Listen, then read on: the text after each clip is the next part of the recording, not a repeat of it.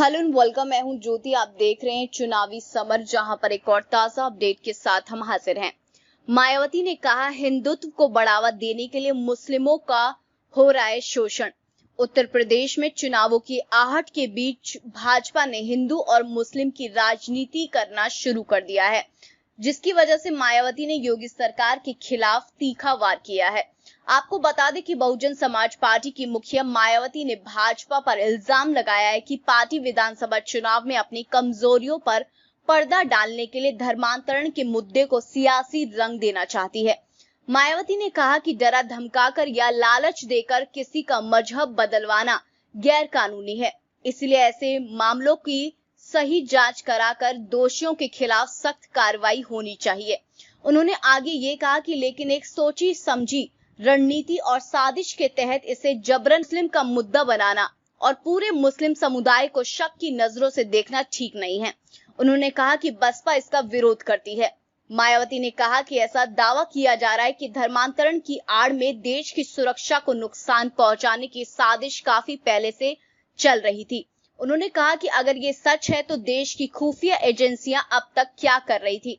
इसके अलावा मायावती ने यह भी कहा कि प्रदेश की योगी आदित्यनाथ सरकार ने माफिया से संबंध बताकर अब तक जिन लोगों की संपत्ति जब्त या ध्वस्त की है, उनमें ज्यादातर मुस्लिम समुदाय के लोग प्रभावित हुए हैं और इससे समुदाय में असुरक्षा की भावना पैदा हो रही है।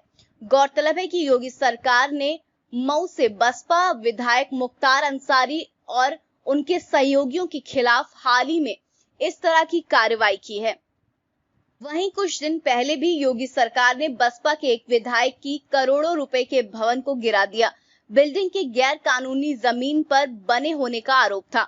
इस तरह मायावती ने एक बार फिर से दोहराया कि भाजपा उत्तर प्रदेश विधानसभा चुनाव को देखते हुए राज्य में सांप्रदायिकता को बढ़ावा दे रही है और हिंदुत्व को बढ़ावा देने के लिए मुस्लिमों का शोषण करने पर उतर आई है।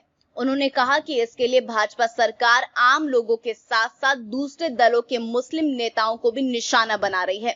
मायावती ने कहा कि इससे ये साफ है कि भाजपा का सिर्फ एक ही एजेंडा है, वो है हिंदुत्व, और पार्टी इसी के सहारे एक बार फिर से राज्य में सत्ता हासिल करना चाह रही है।